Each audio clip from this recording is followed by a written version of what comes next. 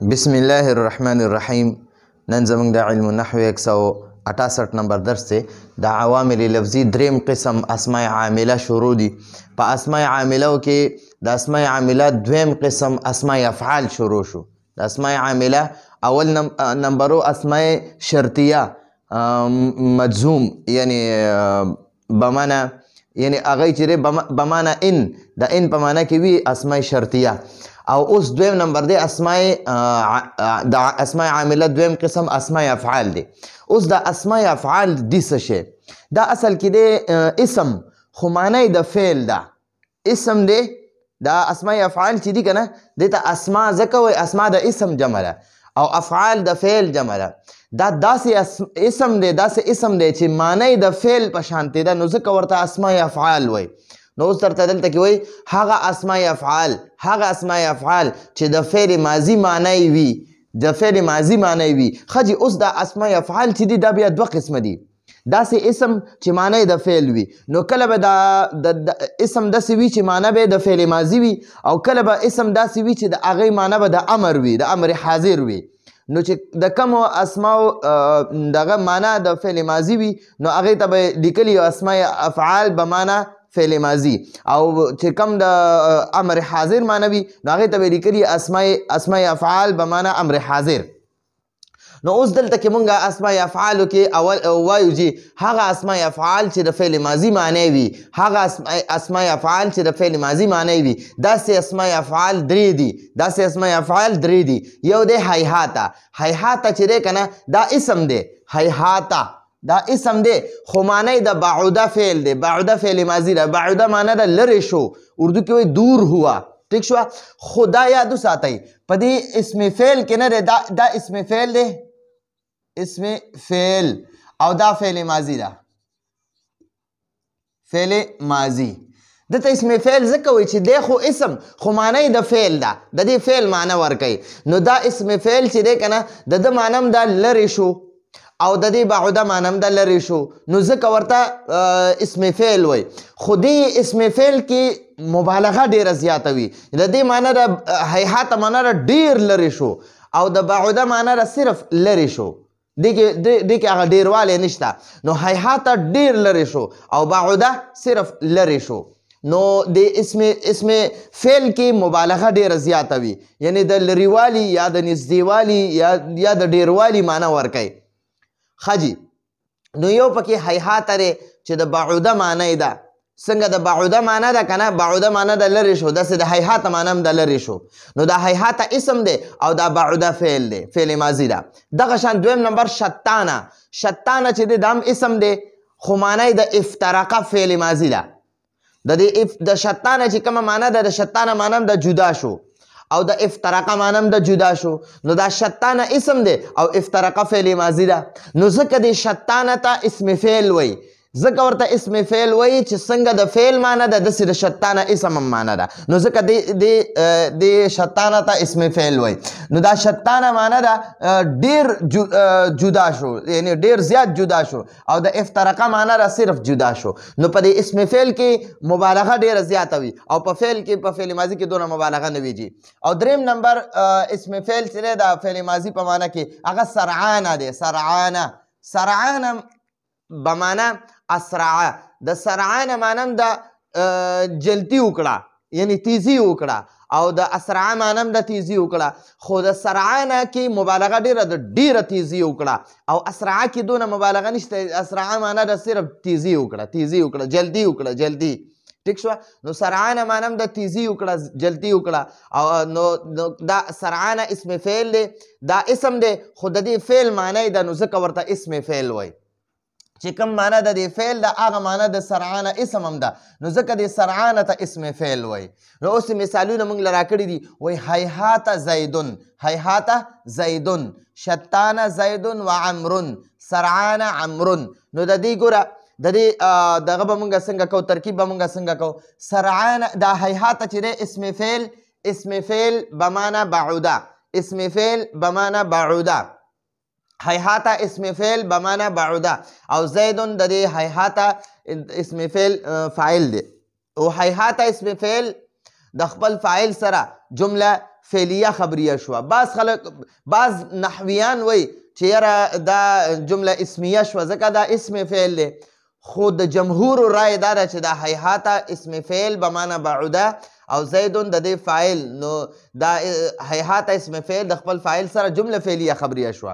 د جمهور رای دا ده چې دا جمله فعلیه ده او د بعض نحویانو رای دا ده چې یاره دا جمله اسمیه ده ځکه چې دا اسم فعل دی. نو برحال دا جمله فعلیه راځي. هیهاته اسم فعل به معنی بعوده، زیدون فاعل، فعل د خپل فاعل سره جمله فعلیه خبریه شوه. دقه شان شتانه اسم فعل به معنی افترقه، شتانه اسم فعل به معنی افترقه. د هیهاته زیدون معنی ده زید لرې شو، زید ډیر لرې شو، زید ډیر لرې شو ځکه د هیهاته اسم فعل دی او په اسم فعل کې مبالغه وي. نو هیهاته زیدون معنی ده زید ډیر لرې شو. یو دا یاد وساتئ د اسم فعل نه دی، د اسم فعل ګردان نه کیږي. لکه دا اوس موږ داسې نشو ویلی هیهاته هیهاتا هیهاتو، بالکل دا نشي کېدی. د اسماء افعال ګردان نه کیږي. او بل دا دی چې دا هیهاته دی که نه دا د فاعل که مذکر وي او که مؤنث وي، خو دا هیهاته به همدقه هیهاته وي. ټیک شوه؟ د مذکر دپاره هم هیهاته راځي، د مؤنث دپاره هم هیهاته راځي، د واحد دپاره هم هیهاته راځي، د تثنیه دپاره هم هیهاته راځي، د جمع دپاره هم هیهاته راځي. په دې کې دا بدلیږي را بدلیږي نه. نو د هیهاته معنی ده زید ډیر لرې شو. اوس شتانه زیدون و عمرون، وګوره د دې واو نه مخکې اسم زیدون چې دی دا هم مرفوع دی، د واو نه وروستو اسم هم مرفوع دی، دواړه مرفوع دي. نو پوه شه چې دا واو عاطفه دی، واو عاطفه دی. د ده نه دا مخکې اسم معطوف علیه دی او دا وروستی اسم چې دی دا واو عاطفه دی. دا یاد وساتئ، واو عاطفه. ټیک شوه؟ او دا زیدون معطوف علیه دی، معطوف علیه، او دا عمرون معطوف او معطوف علیه دا د شتانه اسم فعل لپاره فاعل شو. نو شتانه اسم فعل د خپل فاعل سره جمله فعلیه خبریه شوه. ټیک شوه جی؟ سرعانه دا چې دی د اسرعه په معنا کې دی. نو سرعانه معنا ده ډیره تیزی وکړه، ډیره تیزی وکړه. عمرون عمر ډیره تیزی وکړه. نو سرعانه اسم فعل به معنا سرعه، بمعنى اسرعه، بمعنى اسرعه یا سرعه. بعض کتابونو کې سرعه لیکلي، نو اسرعه بمعنى اسرعه. نو سرعانه معنی ده جلدی وکړه. عمر د دې سرعانه فاعل دی. نو سرعانه اسم فعل د خپل فاعل سره جمله فعلیه خبریه شوه. ټیک شو جی؟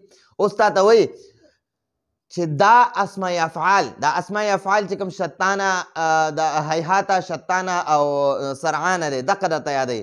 دا اسماء افعال خپل وروستي اسم له د فاعل کېدو د وجې نه رفع ورکوي. د ګوره دا هیهاته چې دی که نه د ده نه وروستی اسم دا زید دی. نو دی هیهاته د خپل وروستي اسم له رفع ورکړې ده، ځکه یې ورکړې چې دا د ده فاعل دی، دا د اسم فعل فاعل دی.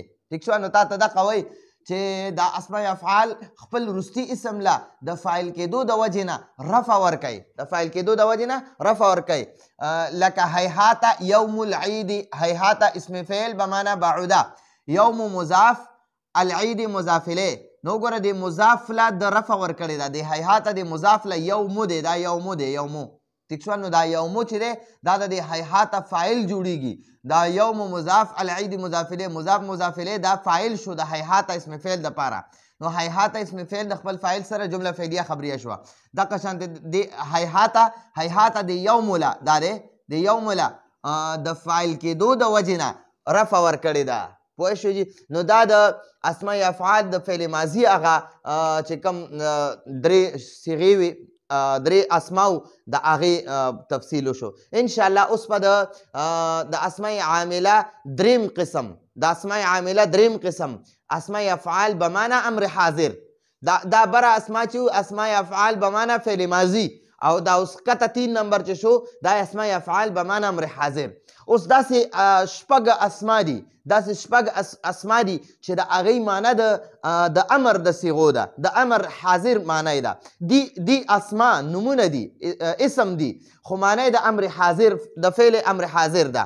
نو ستا ته وایي هغه اسماء افعال چې د امر حاضر معنی وي دی اسما خو معنی د امر حاضر ده. او داسې اسما شپږ دي لکه یو رویده دی، رویده به معنی امهل. نو د رویده معنی هم ده ته مهلت ورکا او د امهل معنی هم د ته مهلت ورکا خو دا رویده چې دی رویده اسم دی نو د دې رویده چې کومه معنی ده حق د امهل فعل امر هم ده نو امهل معنی ده ته مهلت ورکا او د رویده معنی هم ده ته مهلت ورکا ٹھیک شو دویم نمبر بلها معنی ده دع معنی ده ته پرېږده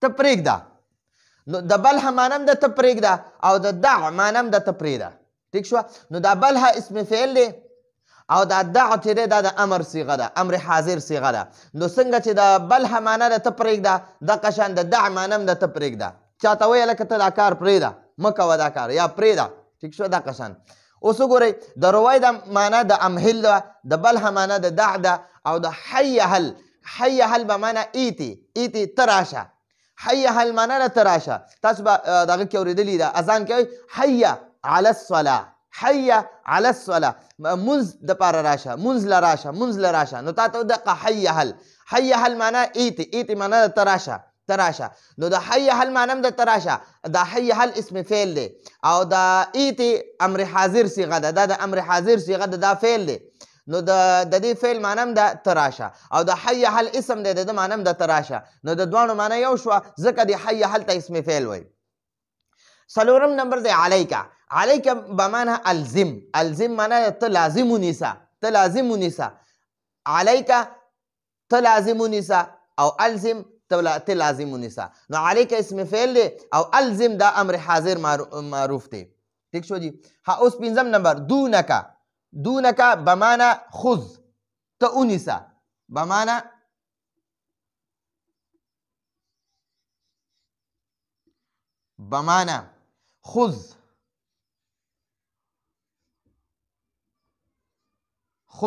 خذ معنی ده ته ونیسه ته واخله تو پکړ ځکه اردو کې وایي تو پکړ ته ونیسه او د ها معنی هم د خذ ته ونیسه د دواړو معنی ده ته ونیسه د دونک معنی هم د ته ونیسه او د ها معنی هم د ته ونیسه نو دا دونک چې دی دا اسم فعل دی او دا خذ چې دی دا د امر صیغه ده دا د امر حاضر صیغه ده دا فعل دی نو دونک اسم دی او دا خذ امر حاضر معروف صیغه ده فعل دی نو د دې دواړو معنی دی یو شانتې ده ځکه د دونه ته اسم فعل به معنی امر حاضر وایي او دا ها چې دی ها نو دا د معنی هم د خذ ته ونیسه نو دا ها چې دی دا اسم فعل دی او دا خذ دا امر حاضر صیغه ده دا فعل دی نو د معنی هم د ته ونیسه اوس تا ته وایي چې دا کار څه کوي د دې امر د چې کوم داسې اسماء افعال چې د امر حاضر په معنی کې وي دا به خپل وروستي اسم له څه ورکوي رفع به ورکوي که نصب به ورکوي نو تا ته اوس دا وایي د دې اسماء افعال به معنی امر حاضر نه وروسته د دې اسماء افعال چې د امر حاضر په معنی کې دي د دې نه وروسته اسم د مفعول به کېدو د وجې نه منصوب وي نصب ورکوي یعنی رفع نه ورکوي نصب ورکوي لکه رویده زیدن ته زید پرېږده نو رویده اسم فعل بمعنی امر حاضر بمعنی امر حاضر امهل او زیدن مفعول به په دې رویده کې انت ضمیر فاعل دی نو رویده د خپل فاعل او مفعول به سره جمله فعلیه خبریه شوه زید له مهلت ورکا او استاد دونک علیک بلها سعیدا علیک بکرا حیها للصلاة رویدا زیدا ها خالدا نو وګورئ دا دې اسماء افعال چې کوم دي که نه اسماء افعال به معنی امر حاضر دې وروستي اسم له نصب ورکړی دی لکه وګوره دا رویدا نه دی رویدا دې زیدن له نصب ورکړی دا وګوره ضمه پې نه ده نصب دی پې نو اوس د دې مونږ دغه کوو دا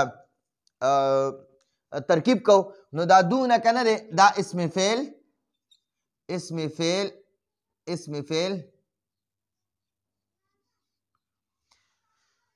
دونك اسم فعل بمعنى خذ دونك اسم فعل بمعنى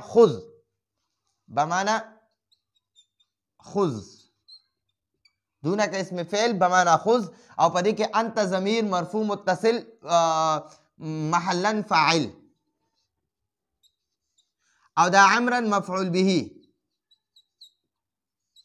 نو دا دونك اسم فعل بمعنى خذ د خپل فاعل انت ضمیر فاعل او د مفعول به سره دا جمله فعلیه انشائیه شوه ځکه د امر صیغه ده نو امر چې دی دا د انشاء قسم دی نو دا به جمله فعلیه انشائیه ٹھیک شو جی نو د دې مطلب دی دونک عمرا ته عمر اونیسا عمر کو پکړ اوس تا ته وایي بلها سعیدا د بلها معنا ده دع بلها فعل اسم فعل بمعنى امر حاضر دع د دع معنا ده ته پرېږده سعیدا سعید نو بلها اسم فعل بمعنى دع او پدې کې انت ضمیر مرفوع متصل محلا فاعل ٹھیک شو جی داغه پکې فاعل شو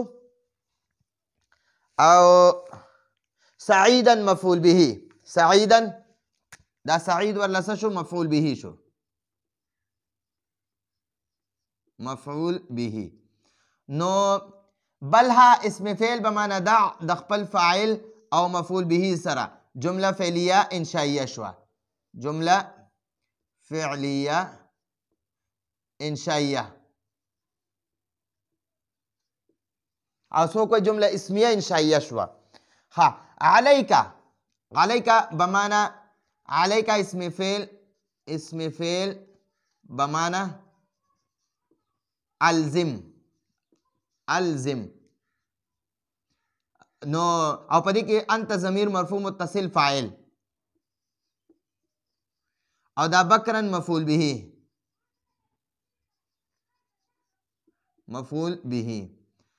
نو علیک اسم فعل بمعنى الزم د خپل انت ضمیر فاعل او مفعول به سره جمله فعلیه انشائیه شوه جمله فعلیه انشائیه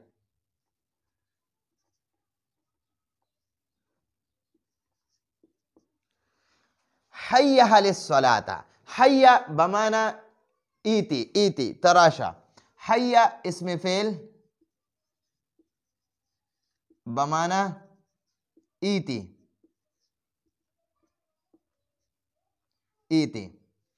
او دې کې انت ضمیر مرفوع متصل محلا فاعل او دا الصلاة مفعول به نو حیها اسم فعل بمعنى ایتی د خپل انت ضمیر فاعل او د مفعول به سره جمله فعلیه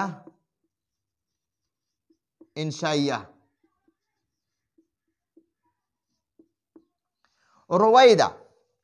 رویدا بمعنى امهل رویدا اسم فعل بمعنى امهل او دې کې انت ضمیر مفعول متصل فاعل او دا رویدا مفعول به نو دا رویدا اسم فعل بمعنى امهل د خپل انت ضمیر فاعل او مفعول به سره جمله فعلیه انشائیه او دا ها چې دی ها بمعنى خذ ها اسم فعل بمعنى خذ او پدې کې انت ضمیر مرفوع متصل محلا فاعل او دا خالدا مفعول به دا ها اسم فعل بمعنى خذ د خپل انت ضمیر فاعل او د مفعول به سره جمله فعلیه انشائیه خجی نو دا د اسماء افعال بمعنى فعل ماضی او د اسماء افعال بمعنى امر حاضر د دې دوانو باسو او ترکیبونه مې موکړه د دې بره ځای کم د دې ترکیب مې درته داسې زباني وکړو لیکل مې ونه کړه او د امر حاضر دپاره ښکته ځای و نو هغه مې پوره ترکیبونه وکړه نو انشاءالله راتلونکي درس پورې اجازت غواړو هذا هو المرام والله اعلم بحقیقة الكلام